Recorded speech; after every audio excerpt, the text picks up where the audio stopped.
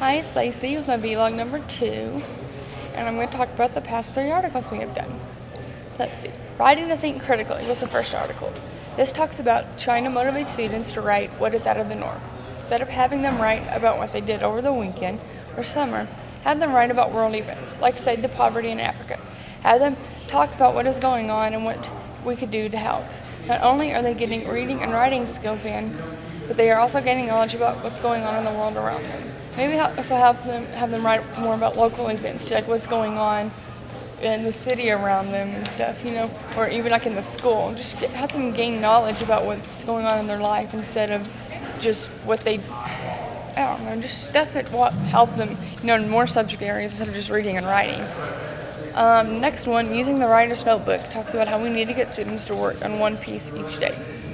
Like maybe a story or something like that, kind of like what we did with our name pieces. This gets students learning to write longer pieces instead of brief journal entries. It can prepare them from junior high and high school when they start writing research papers. I think this can help with the writing skills more than short journal entries can. And I remember when I was in elementary school, we did stuff like journal entries every morning, and even up into 6th grade, that's all we did. We never did really write longer pieces. So like by the time junior high came, I had so much trouble writing research papers. So it wasn't until college that I really did a lot better because I got a lot of practice throughout junior high and high school.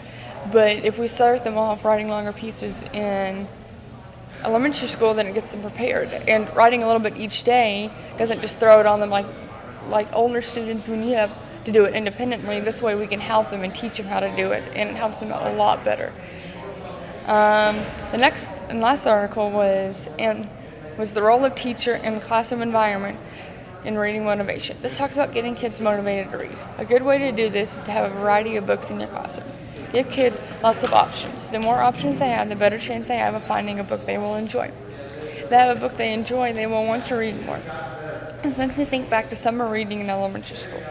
No one ever wanted to do it because they picked the book, and it was always a boring book. If they had given us a choice at stuff we would actually have been enjoyable to us, we would have put more motivation to it and done better at it. So we need to make sure kids are reading things they enjoy, opposed to stuff that we think they should read. We need to make sure it's at grade level appropriate, of course, but do something that we know that they will enjoy reading. That way they put more motivation, but it will help them out more in the long run. And I remember even in high school they picked our summer reading books, and they were always boring books. I remember my junior year, the summer before my junior year, we had to read Walden, and no one read it because, the guy spent a whole chapter talking about the price of peas, and then another whole chapter about chasing this crane or something on the lake or the pond. Who wants to read about that? No one does. Like, even the teacher, when we got to school, asked us if anyone had read it, and hardly anyone did, and she thought it was a dumb, boring book as well. And so we didn't do anything on it. So if you make kids read stuff like that they're not going to enjoy, they're not going to read it, just like the whole junior class didn't.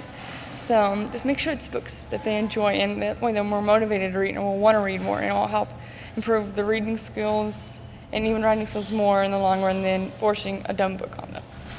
Okay.